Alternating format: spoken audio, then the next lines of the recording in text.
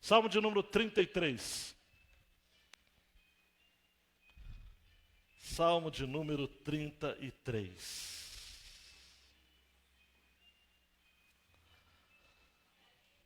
Deus é incrível, né, amados? Porque prepara essas séries de mensagens com a temática do momento, né? Qual o tema, gente, da mensagem hoje? Dá para dizer juntos? Vamos lá? 1, 2, 3 e... alegria. Nossa. Eu confesso que quando eu estudei, Yara, eu fiquei pensando, obrigação é uma palavra muito forte. Colocar privilégio, chamado. Não, mas é obrigação. O crente, amados, precisa estar alegre. E aí eu olhei para esse texto e lembrei, na quinta-feira passada, eu encerrei a série de mensagens em Apocalipse, citando a última crônica de Nárnia, a última batalha. Se você gosta de ler, leu as crônicas de Nárnia, ou quem sabe você não leu. Não, pastor, eu não gosto de ler, só assisti os filmes. Só 3 estão lá. Mas existem outras 3 crônicas formidáveis. Tá ok? Uma delas é a última batalha, que é a última, que é a melhor de todas. Há uma situação envolvida ali, quando um macaco muito gaiato, chamado Manhoso, resolve pregar uma peça em todo mundo, numa Nárnia que Aslan já não visitava há muito tempo. Então, o conhecimento de quem era o grande Aslan estava obscurecido. E ele resolve, então, colocar uma pele de leão no seu amigo confuso, aquele burrinho, não é? E ele estava se fazendo passar por Aslan. Qualquer semelhança com os nossos dias, os falsos cristos, falsos profetas, interferência do Estado na igreja, na família, não é mera coincidência, tá? Mas nisso se levanta, amados, para ajudar Tirian, que era o rei de Nárnia desse período, um centauro chamado Passo Firme. E o que esse centauro fala, eu quero destacar como introdução dessa mensagem. Porque Tirian, o rei de Nárnia, falou o seguinte: olha, será que você nos traz alguma notícia de Aslan, o leão, que na literatura de C.S. Lewis é a pessoa do próprio Jesus? O centauro fitou muito sério, preste atenção, me disse assim, franzindo até um pouco as sobrancelhas: Senhor, bem sabeis há quanto tempo venho estudando as estrelas, pois nós, os centauros, vivemos mais do que vós, homens, e ainda mais do que vós, unicórnios, falando do precioso, né? Aquele unicórnio, aqui estava a presença dele. Jamais em toda a minha vida, preste atenção, vi coisas tão terríveis escritas nos céus, quantas que vêm aparecendo a cada noite, desde o início deste ano. Faça aí as suas conexões, tá? As estrelas nada dizem sobre a vinda de Aslan, nem sobre paz ou alegria. Pelos meus conhecimentos, sei bem que nesses 500 anos jamais ocorreu tão desastrosa conjunção de planetas. Já estava pensando em vir prevenir Vossa Majestade de que algum grande mal está por abater-se sobre Nárnia. Mas, na noite passada, ouvi rumores de que Aslan encontra-se em Nárnia. Preste atenção. Senhor, não acrediteis nessa história. Não pode ser. As estrelas nunca mentem, mas os homens e os animais, sim. Se Aslan estivesse realmente vindo para Nárnia, os céus o teriam predito. Se ele estivesse mesmo por vir, todas as estrelas mais formosas estariam reunidas em sua homenagem. E Passo Firme disse: é tudo mentira. Aí eu me lembrei daquilo que Jesus disse em Lucas 17, 22 a 24. E disse aos discípulos: dias virão em que desejareis ver um dos dias do Filho do Homem e não vereis. E dir-vos-ão, ei-lo aqui ou ei-lo ali, não vades nem os sigais. Porque como o relâmpago ilumina desde uma extremidade inferior do céu até outra extremidade, assim será também o Filho do Homem no seu dia. Ah, pastor, mas o que o senhor quer dizer com isso? Eu quero dizer, amados, de que nós ouvimos, vez por outra, ecos, lampejos, testemunhos infundados, supersticiosos, de homens que acreditam que pelo esforço humano, político, ideológico, nós vamos conseguir trazer os céus para a terra. Aslan, Jesus, na literatura de C.S. Lewis, não vem, amados, por desejo dos homens ou por conjugação de forças humanas. Ele só vem quando ele quer. Jesus, o nosso Salvador, o Rei dos Reis, o Senhor dos Senhores, voltará também quando ele quer, quando ele quiser. E será repentino, Lucimar, será de um dia para o outro. No melhor, de um dia para o outro. Será instantaneamente. Será pessoal. Será visível. Mas este salmo, pastor, é que eu quero que você leia esse salmo, considerando comigo que essa alegria que é nossa obrigação, ela é vivida aqui nos nossos dias de modo pálido ainda. Porque a nossa verdadeira alegria não está neste mundo. Está no mundo por vir. Eu não entendo por que um salmo que possivelmente foi escrito por Davi, não há nem o nome dele como os outros. Mas este salmo foi escrito em êxtase. Porque este salmo não é de uma realidade humana. Você vai entender por quê. Os outros salmos fala-se de questões de sofrimento pessoal. Esse texto não fala de sofrimento. Fala de dramas humanos. Esse texto não fala de dramas. Esse texto é um louvor em relação à doutrina mais poderosa das Escrituras. A doutrina da providência divina. Então vamos ao texto? Dá para ler assim? Nárnia ainda não acabou. Aslan ainda não voltou. Jesus voltará em breve. Enquanto ele não vem, que nos preparemos para adorá-lo eternamente junto dele. Mas vamos continuar nos mantendo fiéis, unidos neste propósito, em alegria. Agora sim, leia o texto comigo. Regozijai-vos no Senhor, vós justos, pois aos que são retos fica bem louvá-lo. Louvai ao Senhor com harpa, cantai-lhe louvores com saltério de 10 cordas. Cantai-lhe um cântico novo, tocai com habilidade e alegria, porque a palavra do Senhor é reta, e todas as suas obras são fiéis. Ele ama a retidão e a justiça.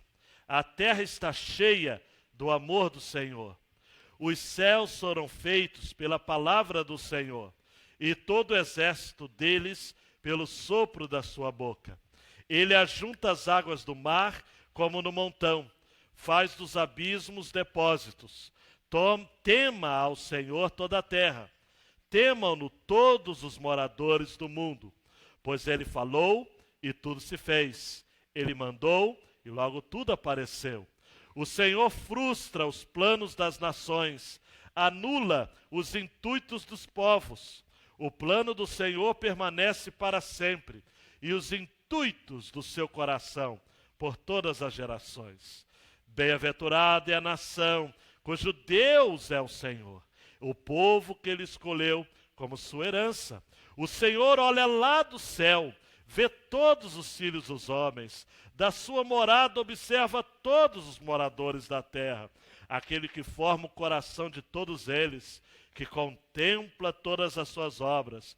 Um rei não se salva pelo poderio do seu exército, nem o valente se livra pela muita força. O cavalo é falsa esperança de vitória, não pode livrar ninguém com sua grande força. Os olhos do Senhor estão sobre os que o temem, sobre os que esperam pelo seu amor, para livrá-los da morte, conservá-los vivos em tempo de fome. Nossa esperança está no Senhor. Ele é nosso auxílio e escudo. Nosso coração se alegra nele, pois temos confiado no seu santo nome. Senhor, que o teu amor esteja sobre nós, assim como a nossa esperança está em ti. Ore comigo mais uma vez. Ai, que vontade de orar, amados. E dizer assim: Deus, só a leitura desse salmo já enche o nosso coração de alegria, já nos dá uma direção que vai nos ajudar a lidar com esses 15 dias de exceção. Deus meu, ajuda a gente, ajuda a sua igreja. Fala com o teu povo nesta noite, em o nome do Senhor Jesus. Amém e amém. Dá um clique aí, Mateus. Vamos recitar juntos a grande ideia, o resumo dessa passagem. Vamos lá? Juntos. Deus é atuante na história mediante a sua palavra. E por conta disso, deve ser...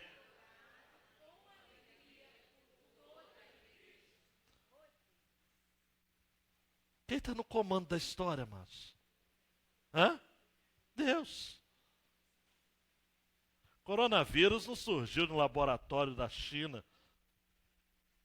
Surgiu dessa terra caída. Gênesis 3. Vai ler, hoje nós vimos na IBD. A terra será maldita. A palavra de Deus nos diz sobre pandemias, epidemias, para ser mais preciso, e pragas. Amanhã não começa bem a semana, fique atento quanto a essa explicação. Mas o que devemos fazer então, amados e amadas? A estrutura desse salmo é simples, 1 a 3, o imperativo de louvar a Deus. Repita comigo, imperativo. É ordem, amados. Não, é ordem. Louvar a Deus. Segundo, nós vamos ver o conteúdo do nosso louvor, versos 4 a 11.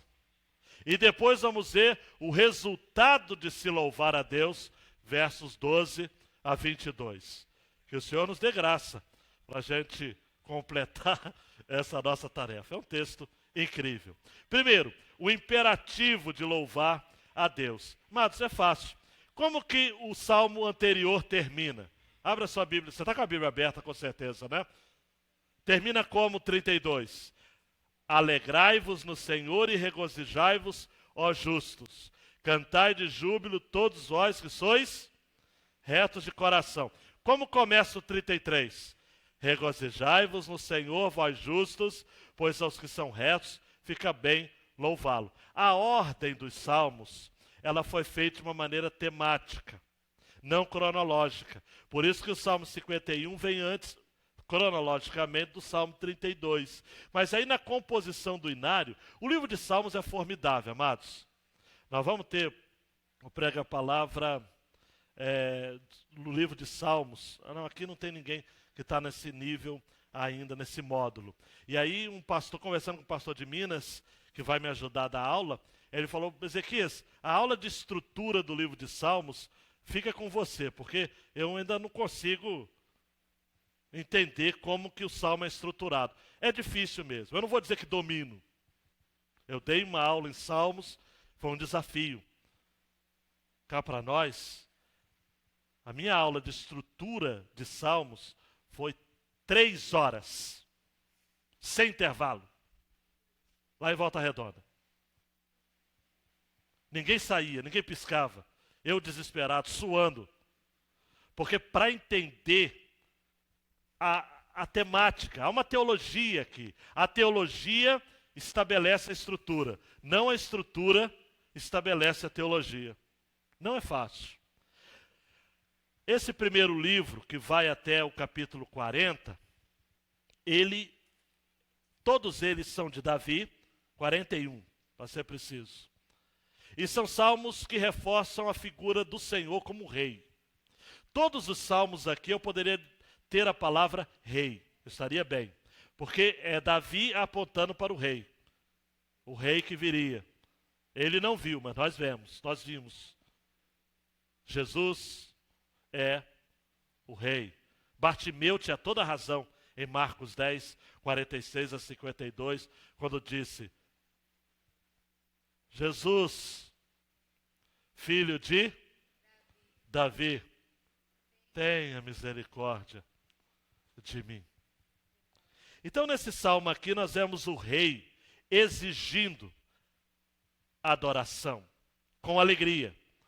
Se é para louvar por constrangimento, tem que ser alegria. Regozijai-vos no Senhor, vós justos. Me faz lembrar Paulo aos Filipenses, né? Regozijai-vos no Senhor. Outra vez vos digo, regozijai-vos.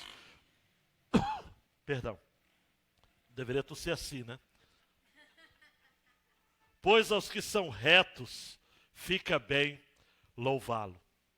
O que significa isso, amados e amadas? Preste atenção.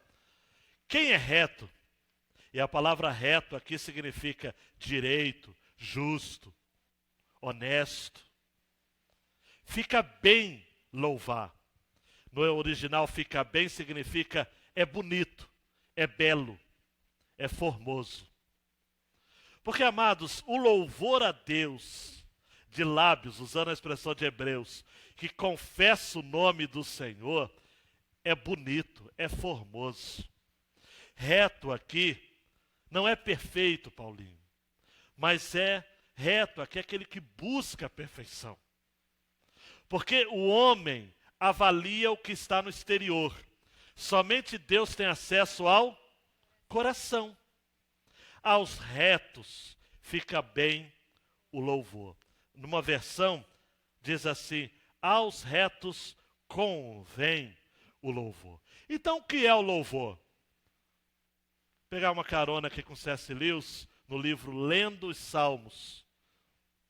Estou lendo e o livro é fantástico, mas o C.S. Lewis, quem gosta de ler, sabe. Você tem que ler devagarinho.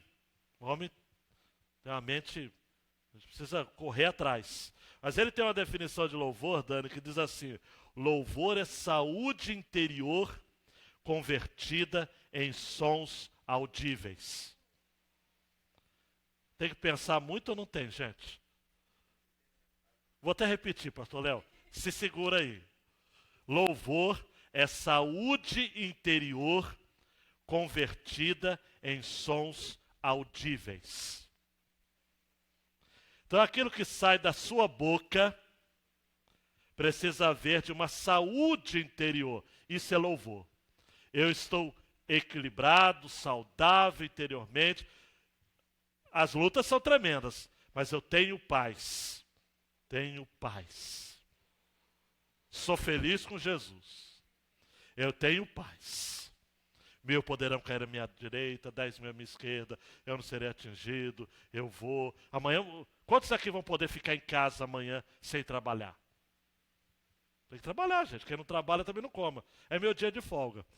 Talvez eu não saia, mas eu vou ter que sair também. Vou ter que ir no mercado, amor? Ai, meu Deus do céu. Então vou ter que sair. A vida continua.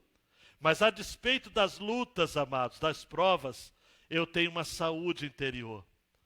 Porque paz não é ausência de guerra. Paz é a tranquilidade em meio à guerra.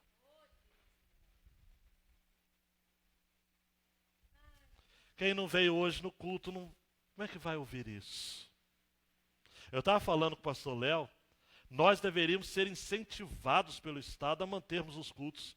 Porque quem vem num culto como esse aqui, vai sair daqui esperançoso, amados, animado, encorajado. É até melhor para a sociedade. Nós somos um bem para a sociedade.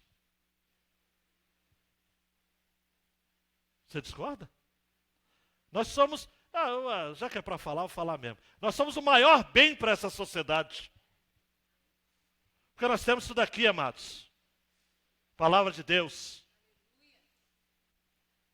Lâmpada para os meus pés é a sua palavra. A palavra de Deus gera saúde, amados. Eu já vi gente entrando aqui, ó, derrubadinho, hein? Erivelto. Para baixo. A palavra de Deus anima o coração. O cara sai aqui como um leão. Se entrar o coronavírus, ele morre, o corona. Mas a pessoa não. Tanta força interior que temos. O salmista diz, amados, versículo 2, louvar o Senhor com harpa, com louvores, com saltério de 10 cordas. Tem que louvar com instrumentos musicais. Nesse ponto eu discordo de Calvino.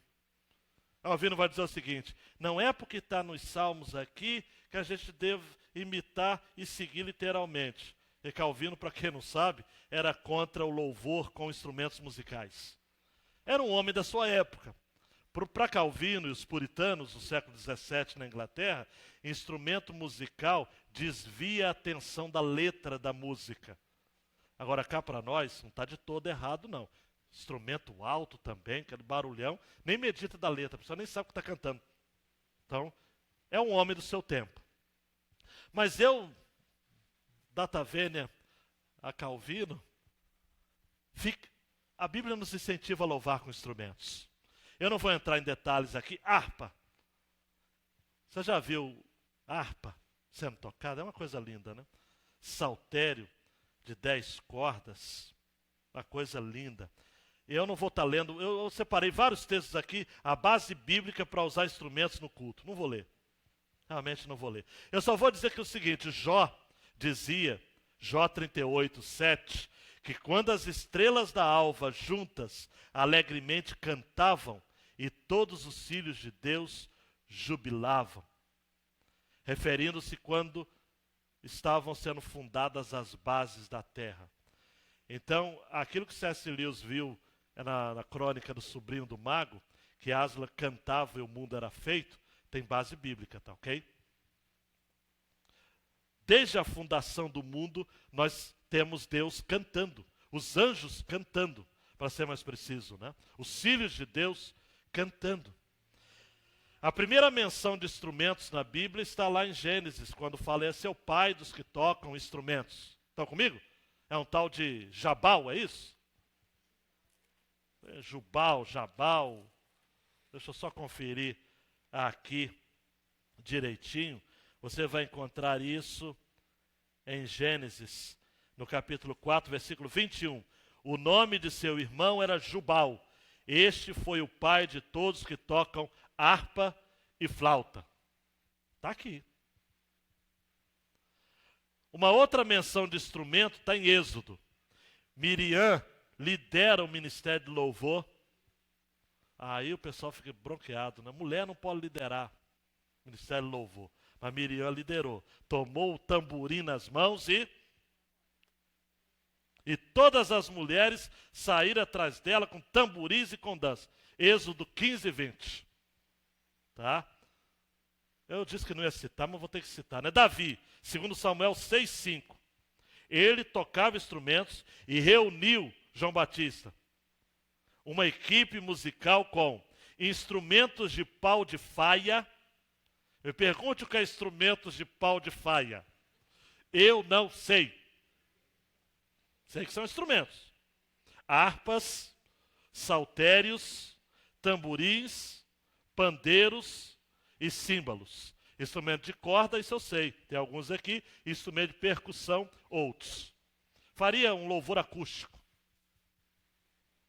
Crônicas também tem levitas, que eram cantores, tocavam alaúdes, também não sei o que é, harpas, símbolos. Aí você fala, mas pastor, só do Antigo Testamento, está fraquinho esses seus argumentos. Apocalipse 5:8. 4 animais, os 24 anciãos, prostraram-se diante do Cordeiro, tendo todos eles, seres espirituais, harpas e salvas de ouro, cheias de incenso, que são as orações dos santos. Instrumento musical, amados, vai ter no céu também. Aí eu odeio instrumento musical. No céu você vai, se você for, vai sofrer, vai ter instrumento musical também lá. Cantar-lhe um cântico novo. O que seria no versículo 3, amados, cântico novo? Eu já disse aqui, é um cântico que se torna novo pelo vislumbre de Deus. Usando uma expressão de A.W. Tozer, que é o ser mais cativante de toda a criação. Esse é um cântico novo. Eu canto o mesmo cântico a vida inteira. Por exemplo, esse hino, a Deus demos glória. Quantos anos tem esse hino?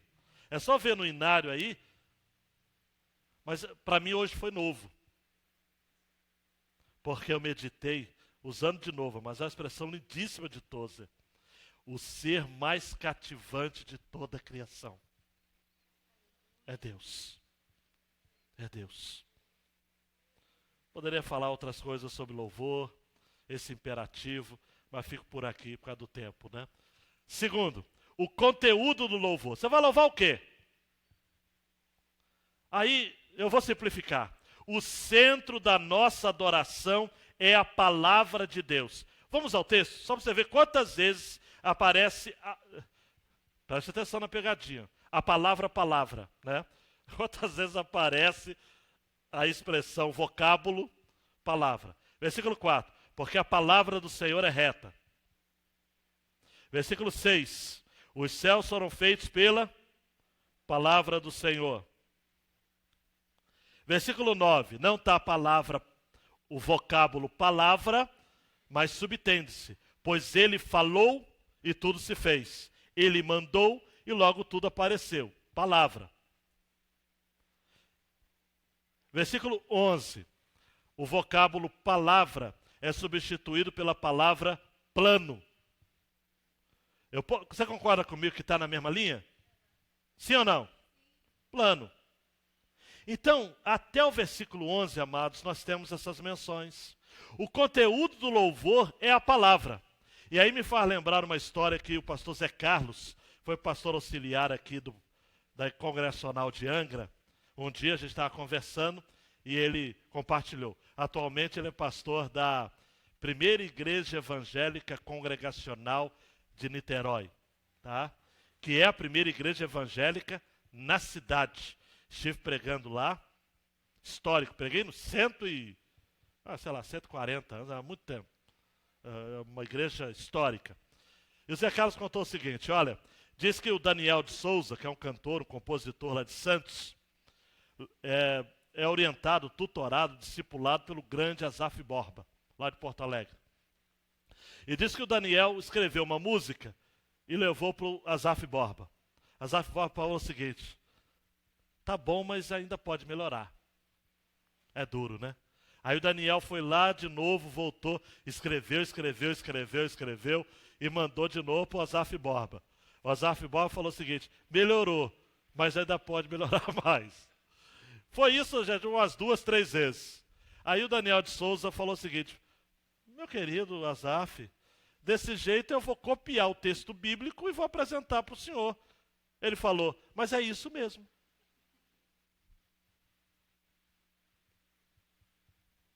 É isso mesmo.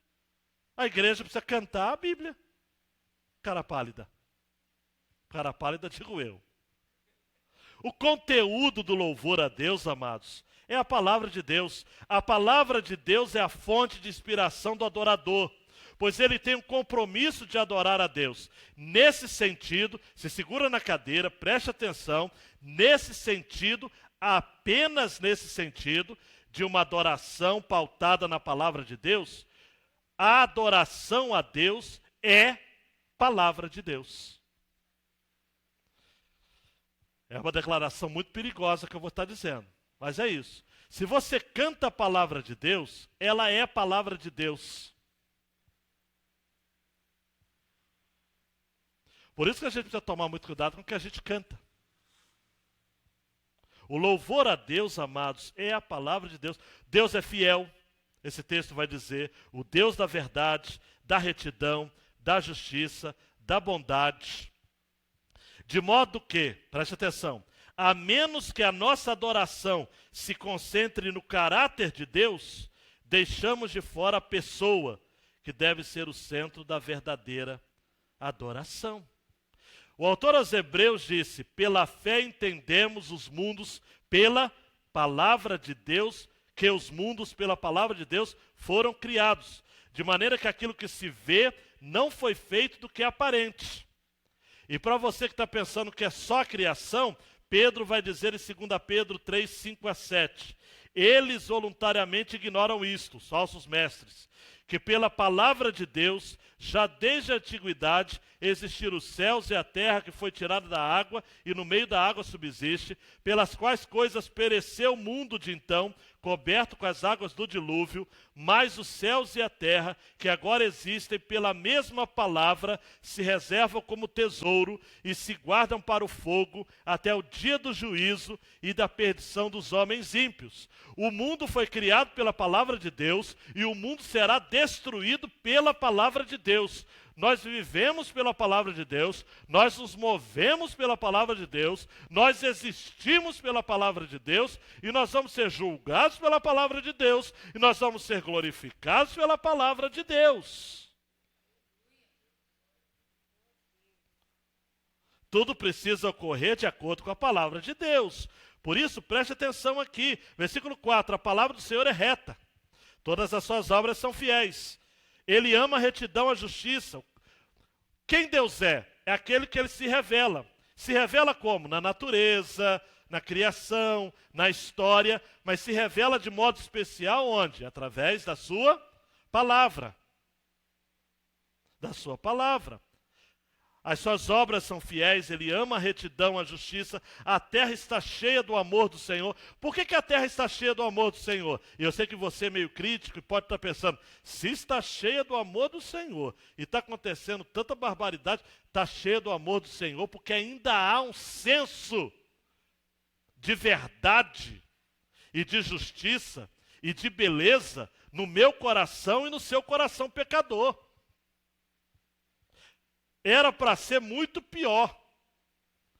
Olha para mim, eu não quero ser um teólogo chato, nem sou, ou pelo menos tento não ser.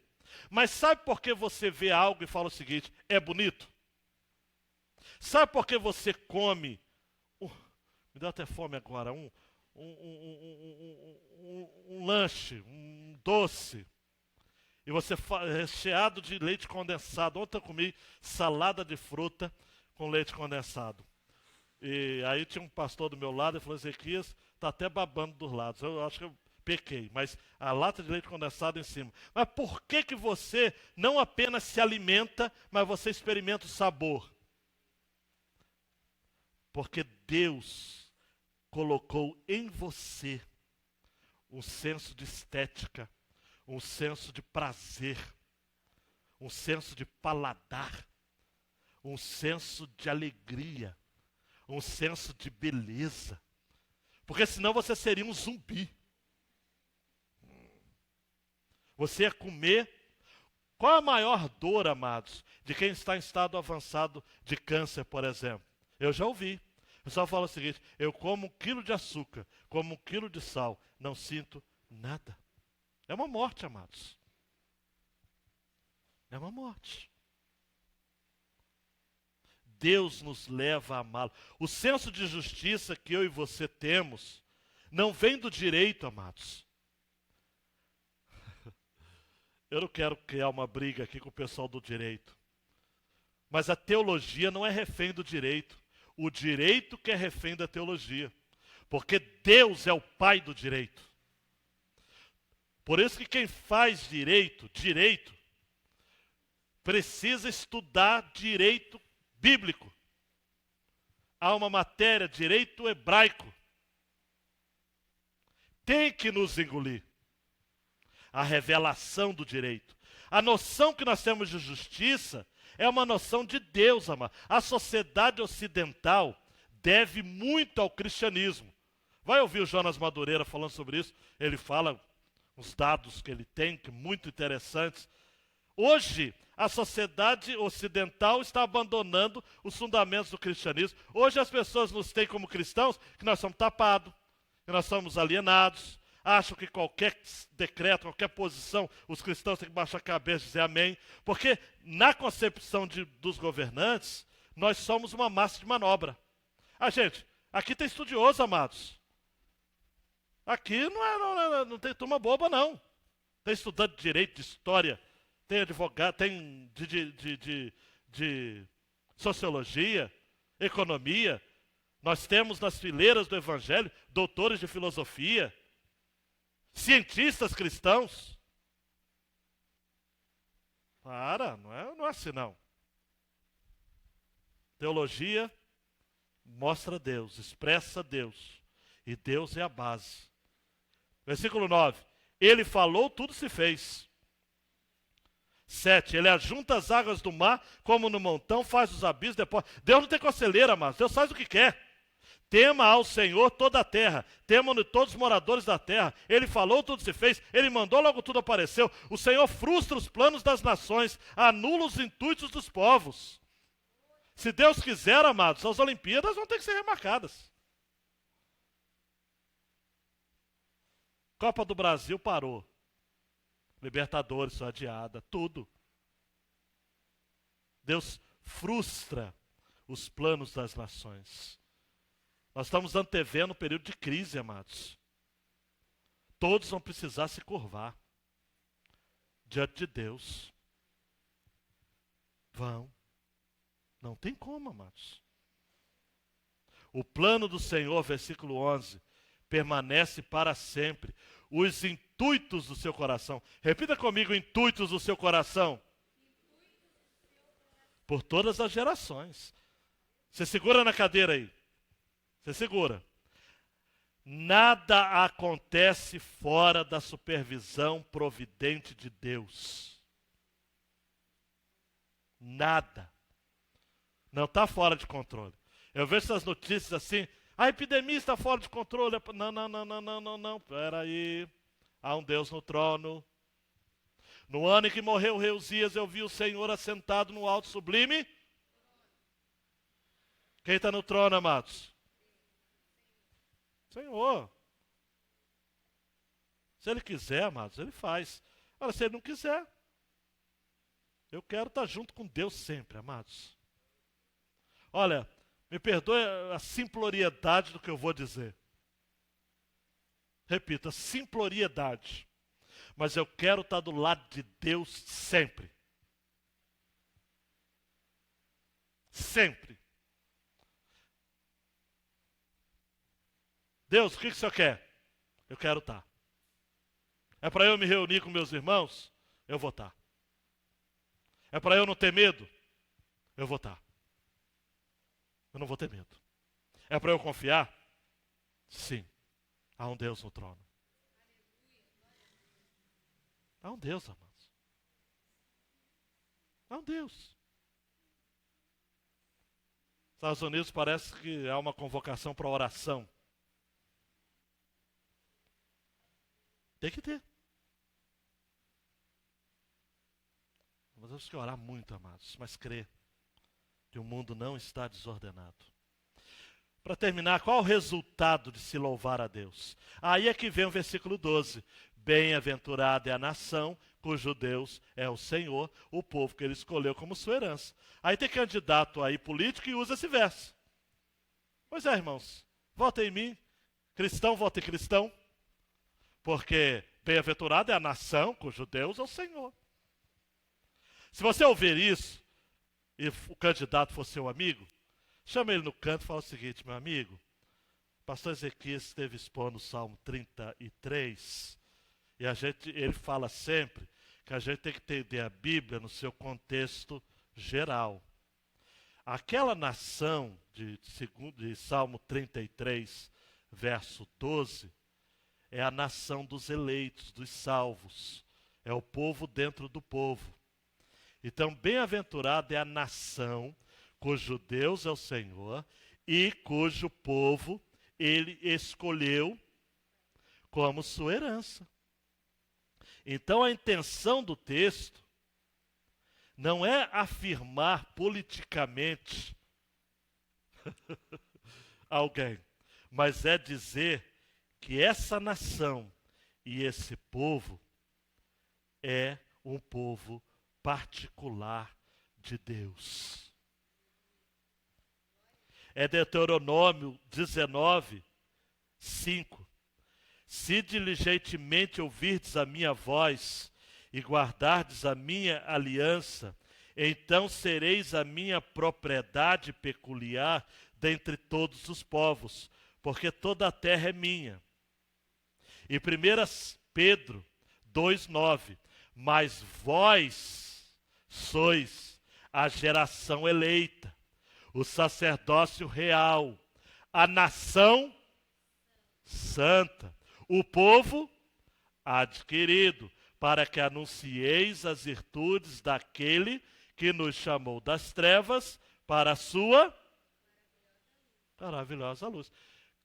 Qual é a nação? Qual é o povo que é bem-aventurado, amados? Desculpe de novo uma frase popular. Quem é o povo mais feliz da terra? Mais bem-aventurado da terra? O povo de Deus eleito, amados. Guilherme Kerr Neto, no seu hino. Teu povo, teus filhos eleitos, povo especial, no tempo e no espaço, virão te adorar. É isso. Ah, pastor, eu não creio na doutrina da eleição. Eu odeio. Isso aqui, eu não estou pregando calvinismo, mas eu falo, o pastor só prega isso. Teve gente até que deixou a igreja por conta disso. E foi para um outro pastor que é meu aluno, que prega a mesma coisa também. Porque está na Bíblia, amados. O povo que ele escolheu como sua herança. Em suma, amados, Deus olha desde o céu e vê toda a terra. Está comigo? Deus vê toda a terra. Brasil, até a Argentina. Deus vê também a Argentina. A Europa, Ásia, Oceania, o querido continente africano.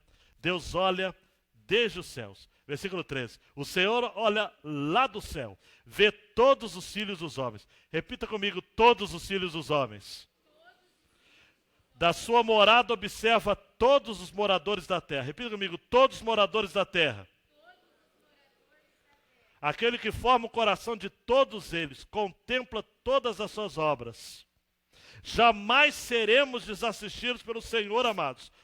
Salmo 34:15. Os olhos do Senhor estão sobre os justos e os seus ouvidos atentos ao seu clamor. Deus está de olho, amados. 1 Pedro 3:12. Porque os olhos do Senhor estão sobre os justos e os seus ouvidos atentos às suas orações. E a pergunta que não quer calar, amados, é: como não adorar um Deus assim? Como não cantar louvores a Deus assim? O livraço do casal Kate e Christian Chait, o meu inglês é britânico, por isso que dá diferença, chamado Kant, da editora Fiel. Que livraço, amados. Livraço. O casal de irlandeses, por isso que eu puxei o meu sotaque britânico, diz assim: através dos séculos, o povo de Deus tem, em sua imensa medida, aprendido a fé por meio do que cantavam juntos. E aí, olha que frase, amados. Coma uma boa comida para a alma no domingo, e você verá sua alma crescer e florescer durante a semana e durante toda a sua vida. Por isso que a gente não deve deixar de reunir, de congregar, como é costume de alguns, Hebreus 10:25. Porque a comida que você come no domingo vai servir para você durante a semana. Cantar as verdades de Deus no domingo faz com que você tenha uma segunda melhor, vai ajudar a sustentá-lo em meio às fases da vida, vai fazê-lo lembrar do que Deus fez em sua vida, vai manter sua mente na eternidade, amados. Cante, louve ao Senhor. Por quê? Você deve estar perguntando, versículo 16.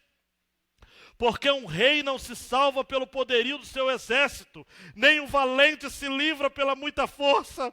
O cavalo é vão, é falsa esperança de vitória, não pode livrar ninguém com a sua grande força. Os olhos do Senhor estão sobre os que o temem, sobre os que esperam pelo seu amor, para livrá-los da morte e conservá-los vivos em tempos de coronavírus.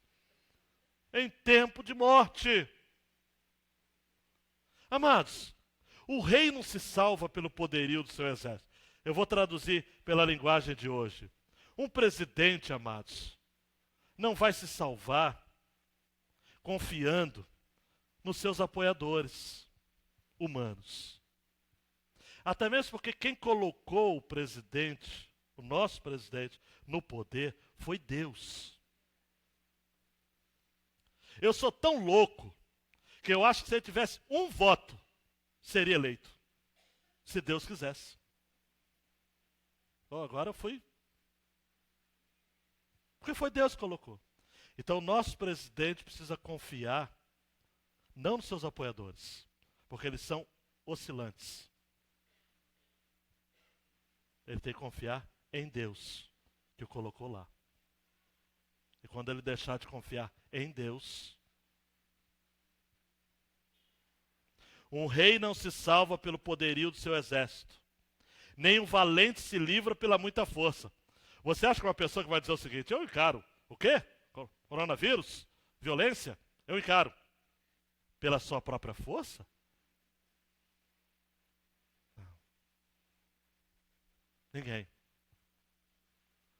Pela primeira vez na história, o Papa teve que fazer uma transmissão online da sua missa. E ele não teve coronavírus, só um resfriado, pelo menos é o que se diz oficialmente. E aí Roma ficou empolvorosa. Até o Papa.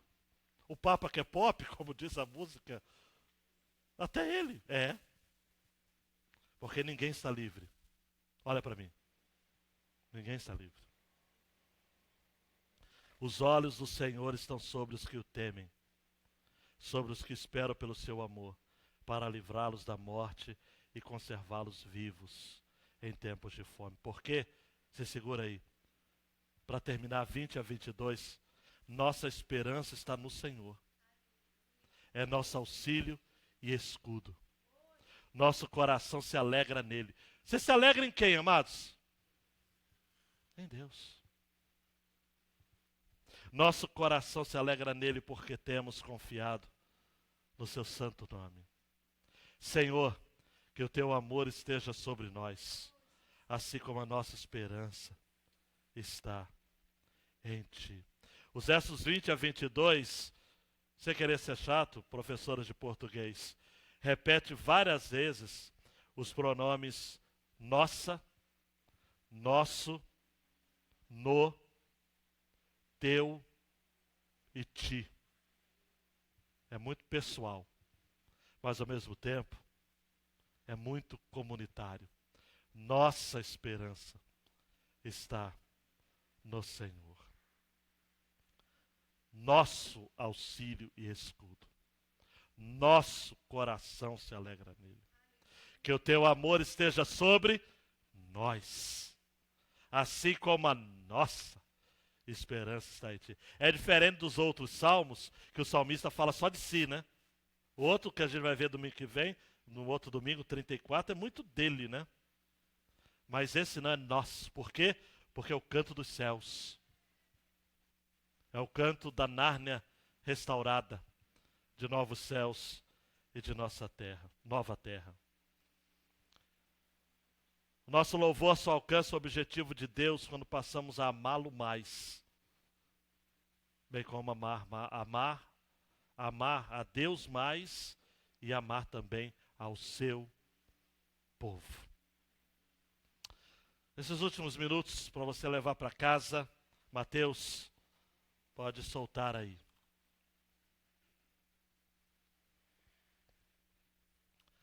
Quando se ouve o Evangelho e se entende do Evangelho, porque tem diferença, tá ok, gente? Ouvir o Evangelho e entender o Evangelho.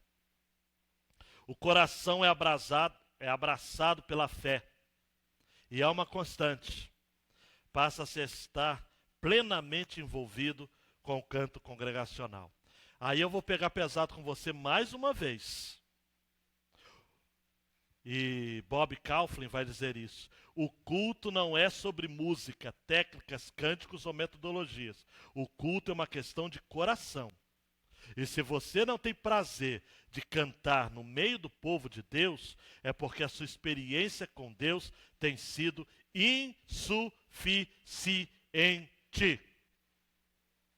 O Salmo 147:1 diz assim: louvai ao Senhor, porque é bom cantar louvores ao nosso Deus, porque agradável e decoroso é o louvor. Não adianta. Você pode ser desafinado, você pode ser feio, você pode ser o que for, mas tem que cantar. Não é a música que você gosta, nós não estamos aqui para agradar você mesmo. Ah, pastor, eu queria rock. Vai ouvir Resgate, Oficina G3, tem ainda Oficina G3? Fruto Sagrado, não sei. Aqui na igreja a gente não quer agradar. A nossa escolha de repertório, não vou cantar isso aqui para agradar. Não é. Só que a gente, o cântico congregacional. E você precisa cantar.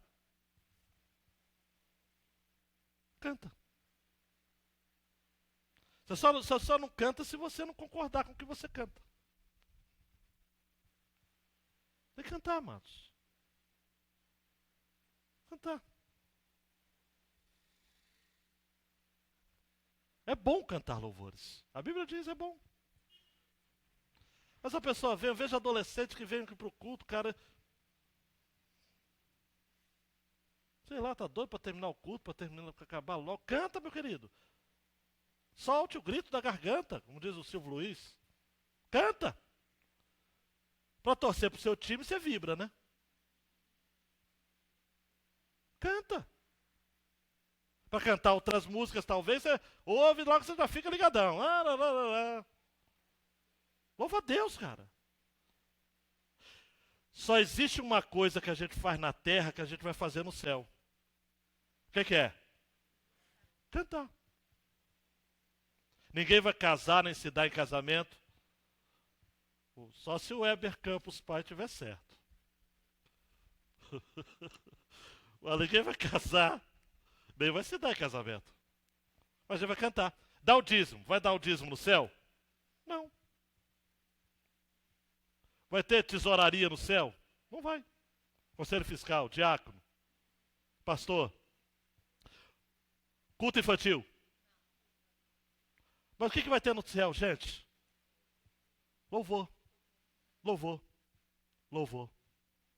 Então começa a cantar aqui. Meu adolescente, por favor. Meu senhor, minha senhora, cante. Vamos lá, Mateus.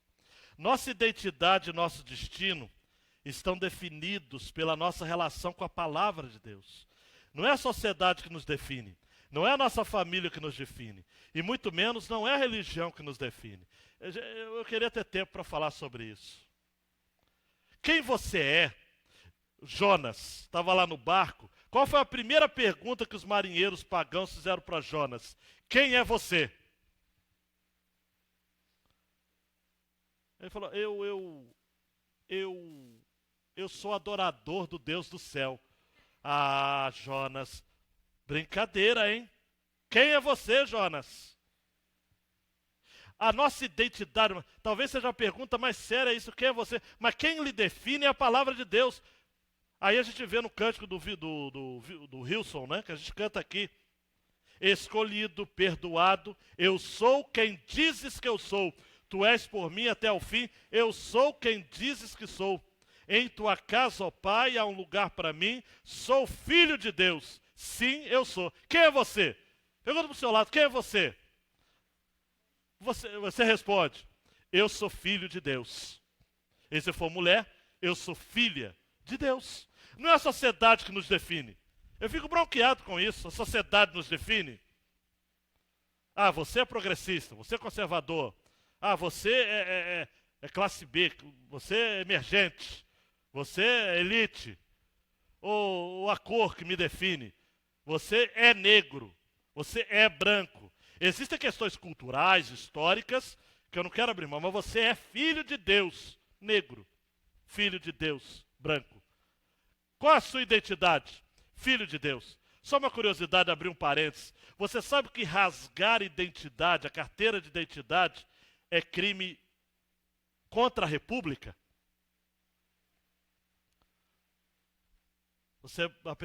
Eu soube de um casal que estava brigando, um quebra-pau terrível, ele pegou a identidade dela, rasgou. Respondeu processo criminal na esfera mais alta, que é crime federal. Sabia disso? Pastor Ezequias é cultura também. A identidade, a carteira de identidade, está lá em cima. Ela é um crime, ela é um documento seríssimo. A identidade de Deus em você, a palavra de Deus te define. Você é filho de Deus. Não é a sociedade, não é a cultura, amados. Não é a ideologia. Para com isso. Não é a família também. Eu sou família pobre. Eu sou de família pobre, sou marginalizado. Não, você não é marginalizado. Acorda, sua família pode não valer nada. Mas fez você é bom, você é de Deus. É pecador. Não é bom que eu falo, mas você é pecador. Não vale nada. Mas Deus está dizendo, você é meu filho. Mas a todos quantos o receberam, deu-lhes o direito de serem chamados, a saber os que creem no seu nome. Não é a religião. Eu sou batista. Sou assembleano. Esses dias eu soube de alguém que diz, eu sou assembleano de raiz.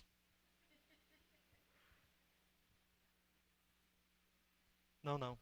Eu sou filho de Deus. Sirvo na igreja batista. Ontem no concílio, acho que o candidato queria convencer a gente, Léo. Ele falou, vou morrer batista.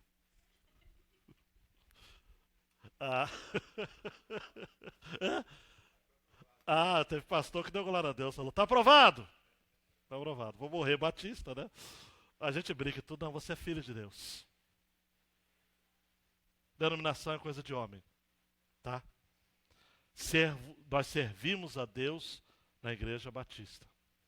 Mas nós somos filhos de Deus. Mateus, tem mais? Rapaz. Deus tem uma vontade expressa para a sua vida.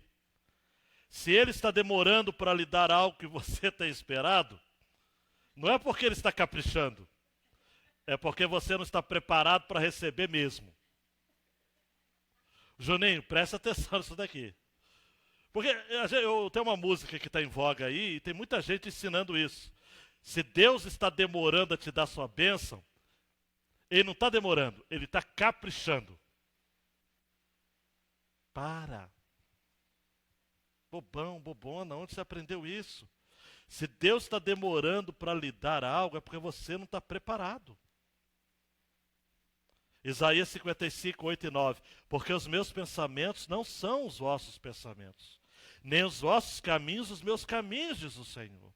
Porque assim como os céus são mais altos do que a terra, assim são os meus caminhos mais altos que os vossos caminhos, e os meus pensamentos mais altos do que os vossos pensamentos. E só mais um texto, Provérbios 19, 21. Muitos propósitos há no coração do homem, porém o conselho do Senhor permanecerá. Deus não demora. Pastor, mas eu quero a cura já. É porque Deus está preparando. Melhor para você. Segura a onda. Não briga com Deus, não. Não. Confia. Mateus. Quem nos livra das pandemias dessa vida é o Senhor.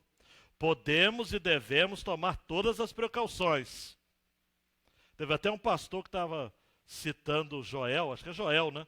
Que fala assim, lavai as mãos todos os pecadores, né? Toma todas as precauções. E obedecer a todas as orientações governamentais. Obviamente aquelas que não ferem a nossa consciência. Porque se ferir a nossa consciência, é melhor obedecer a Deus do que aos homens. Mas quem nos livra não é o cavalo, é o Senhor. Pastor, mas de onde você está tirando esse negócio de cavalo? Versículo 17. O cavalo é falsa esperança, amados. Quem é o cavalo? O cavalo é a nossa estrutura. Isaías 31, 1. Ai dos que descem ao Egito a buscar socorro e se estribam em cavalos, e têm confiança em carros, porque são muitos, e nos cavaleiros, porque são poderosíssimos, e não atentam para o Santo de Israel, e não buscam ao Senhor. Tem um outro salmista que diz assim, uns confiam em, outros em, mas nós faremos menção. Um pastor presbiteriano, cearense, terra boa, Fortaleza, perigoso, mas bom. Francisco Messena escreveu um artigo sobre o que se pode aprender dessa epidemia. Está lá no Voltemos ao Evangelho, né? E eu gostei muito do último ponto que ele escreveu. Esse é o tempo do coronavírus. Essa tragédia precisa nos levar a olhar para a graça de Deus. E ele escreve: nossos ancestrais na fé enfrentaram cativeiros, exílios, doenças e pestes. Alguns de nós enfrentaram a hiperinflação dos anos 80. Você lembra como era? Você ia para o mercado, amados. Não vou nem lembrar. Apesar que nesse tempo eu não fazia compra, eu só comia, mas é duro. Diante de tudo isso, podemos testemunhar que muita coisa deu errado. Muito aperto foi necessário. Mas em todas as situações, podemos ter a graça de Deus dispensada aos seres humanos. Assim como o Senhor é generoso conosco, sejamos generosos com as pessoas que sofrem neste momento. Para de ficar replicando mensagens alarmistas. Fale de Deus. Compartilhe esse culto para as pessoas assistirem. Para de ser um profeta do caos e da desgraça. Fala de Deus, cara. Vamos apoiar os nossos velhinhos que fazem parte aí do como é que chama? Grupo de risco. De preferência, comprar alguma coisa para eles, se eles assim necessitarem. Vamos ser generosos, amados. Vamos aproveitar esse tempo para exercer a misericórdia. Tá? E por fim, Jesus é a nossa esperança. Ele nos garante bons e eternos motivos para cantar. Devemos ter como objetivo maior de nossa vida adorar ao Senhor, pelo resgate que Ele nos fez da morte para a vida. Colossenses 1:13, o qual nos tirou da potestade das trevas e nos transportou para o reino do Filho do seu amor. Matthew Henry vai dizer assim: devemos viver e nos comportar de modo que a graça copiosa de Deus seja engrandecida e pareça gloriosa e digna do mais sublime louvor. Olha para mim, amados, terminando, 2 minutos. Esse é o tempo da igreja testemunhar. Testemunhar do quê? Testemunhar da nossa esperança. Amanhã no seu trabalho você vai chegar, as pessoas vão dizer: poxa, mas teve culto na sua igreja? Teve. Salmo 33. Que mensagem. Nós aprendemos que a nossa esperança está no Senhor. Compartilha com a gente. Seja um emissário da esperança, amados. Conte do que Deus fez na sua vida. Cante aquilo que Deus fez na sua vida. Por isso que eu quero terminar essa mensagem replicando um testemunho que apareceu num site de notícias de grande circulação.